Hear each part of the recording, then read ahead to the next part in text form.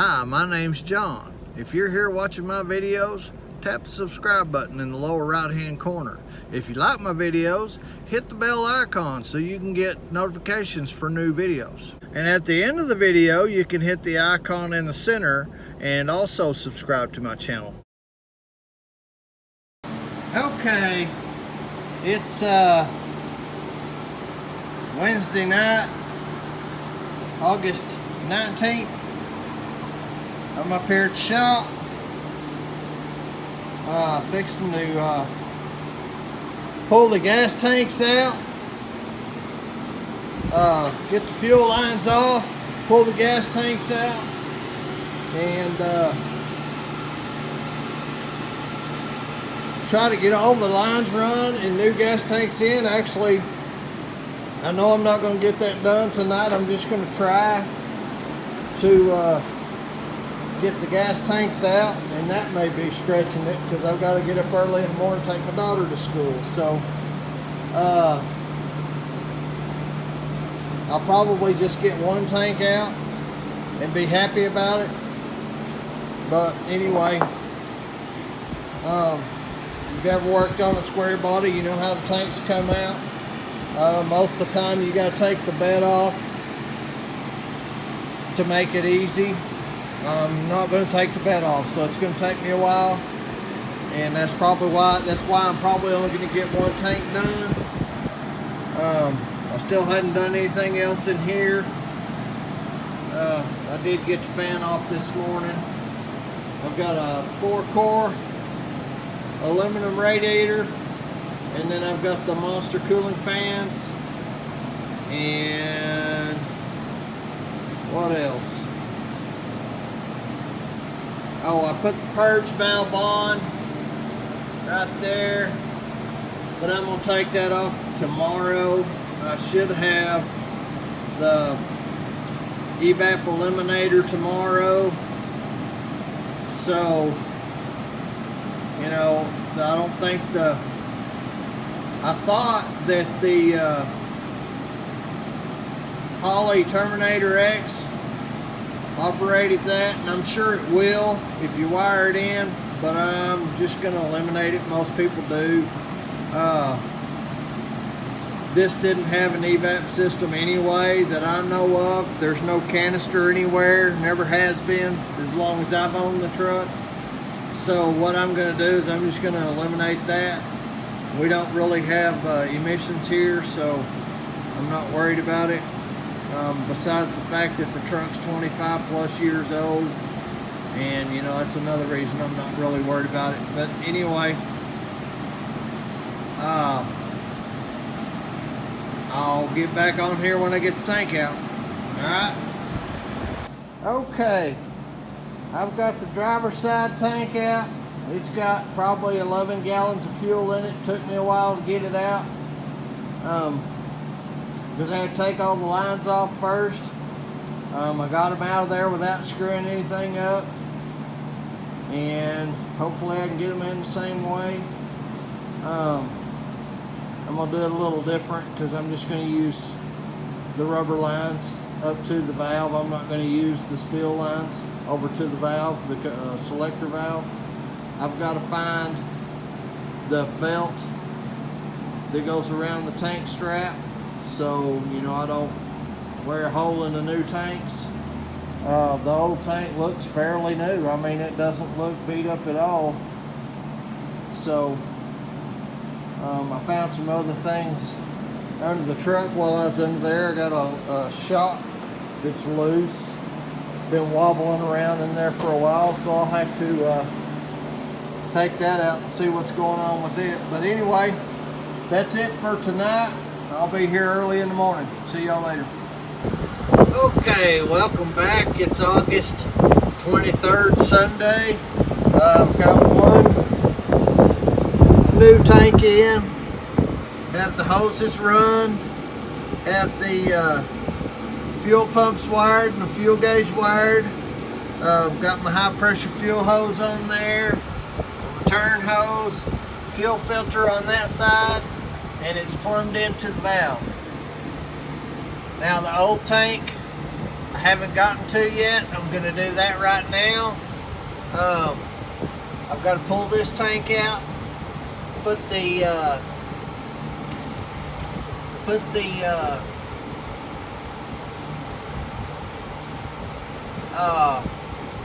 sending unit in there and the pump in there, and then I'll wire it in. And the way they do this, I was able to use my old plug because it's basically the same thing. This is the sending unit for the right tank or the passenger side tank. The middle line is the one that goes to the gauge in the vehicle, and then this one, the third one, is the sending unit for the driver's side tank. Okay, the light green is the pump for the driver's side tank, or the power to the sending unit. And the way they show it online to wire this in is you just steal your power off the power to the sending unit. And then the same thing for the passenger side tank. It's the dark green one, according to the wiring diagram. We'll find out when I get the gauges working which one is which, but anyway, so far that's what I've gotten done. It is wired to the left tank. I haven't checked it to see if it runs yet because I don't have the battery. I want to get all this wired before I even try anything. I want to get all the fuel lines run, get everything wired. I don't have the line going up to the fuel injection yet. All I gotta do is put a short piece in like this, and then on the return line, I'm running return line all the way from the front to the back as a rubber hose because I don't want to mess with it. I'm getting tired of messing with it already. But anyway, that's what I've gotten so far. I'll be back in a minute. Okay, today is Monday, August 24th. I'm at the shop. It's about 10 o'clock, 11 o'clock in the morning. I stopped working on the truck yesterday because I had to go home and get some parts. I had some problems with the tank strap, and I'll let you look at it and see what you think.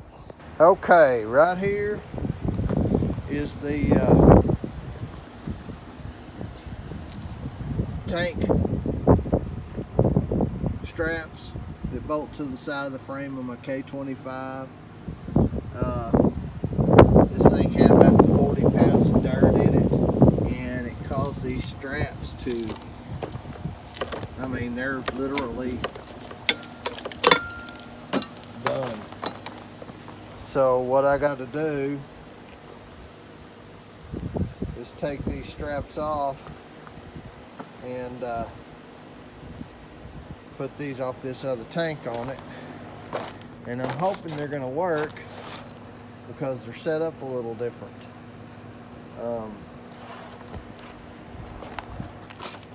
The one that came off, both holes are offset a little bit. The one that I'm going to put on there, the top two are in line and the bottom two are offset. So I've got to go under the truck and see if it matters, if it has the place for both holes, or if I'm going to have to drill new holes. I don't think I'll have to, but you never know. Hopefully I don't. But anyway, that's it for right now. And let me get up under there and see what's going on. Okay, what I figured out on there is the front tank uses these two holes, and that's the only ones that are drilled. Okay? They're also at different distances from each other. This one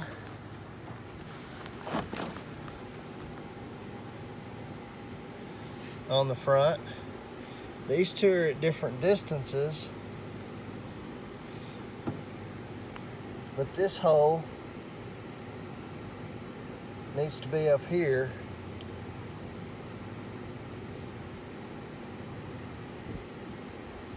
And this hole needs to be down here. So what I'm gonna have to do is take the straps off these, unbolt these from this bucket, clean them up,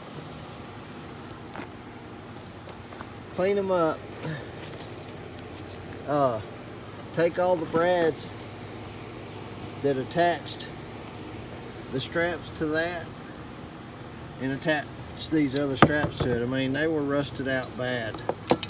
Both of them are the same, so that's going to take me a little bit to do. So I'm going to get on that right now. I'm going to dump this bucket out. I'll probably take it to the car wash and wash it out. But that way, in the end, I can put this bucket back on. I don't know if they have these straps in stock anywhere, so, you know, I'm going to have to do with what I got. Okay, it's about 8:15 in the evening on August 24th, Monday. I'm back at the shop. This is what I've gotten done so far. I got the strap on there. It's not a new strap, it's a used strap. Got it on there, got it welded back together. Got it painted so maybe it won't rust so bad. It's still kind of rusty from before, but you know, it is what I've got, so that's what we're gonna have to go with. Now I've got to pull this strap off of this tank, take it apart, and put it on the other tank, or on the other bracket. So we'll go from there. Just wanted you to see the one that I finished.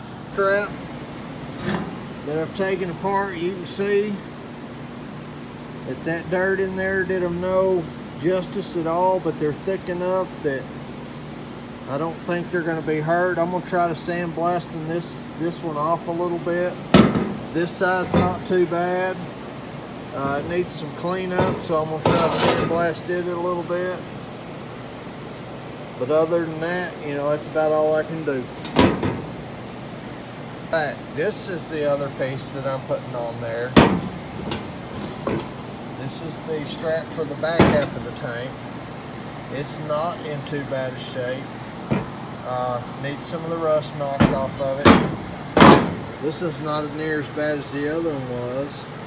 I don't know why. Well, I guess I do know why. This one was so rusty is because there was about 40 tons of dirt in that, or 40 ton, about 40 pounds of dirt in that bucket there. It's all packed around the gas tank. And on the outside out here where all the rust is, you know, you can see it sits there and collects water and holds it and causes that. So like I said, I'm gonna go over here to the sandblasting cabinet and try to clean that up a little bit. Hopefully I can help it. Okay, it's about 11:15 at night. I've got this bracket about as clean as it's gonna get. Some of that crust won't come off of there. Not really worried about it. I'll just paint over it.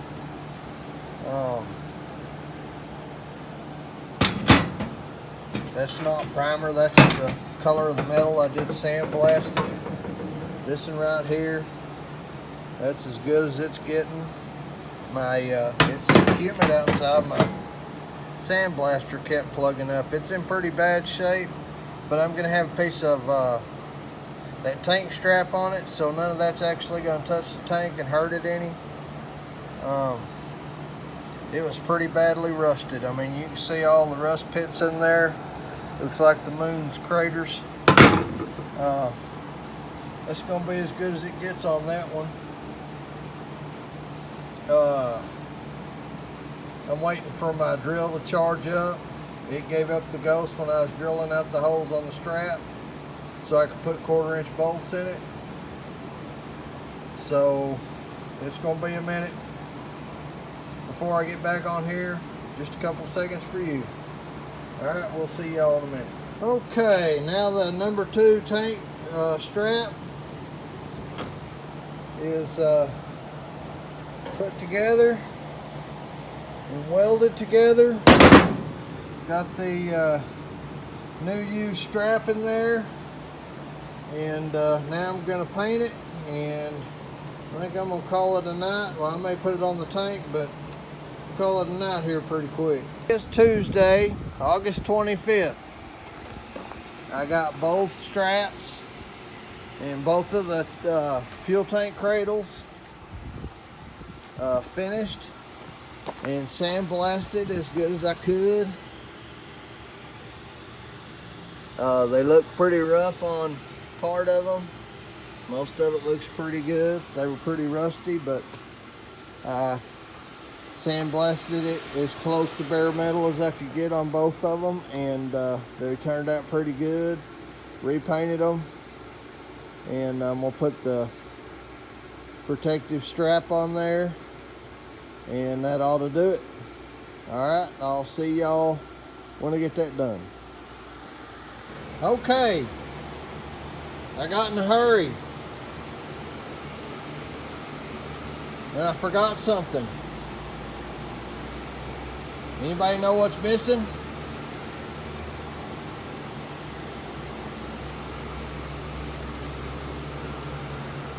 Leave a comment in the comment section.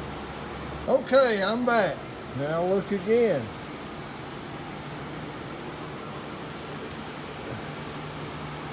Everybody realize what I missed earlier now? I'm glad I didn't already have it up in there.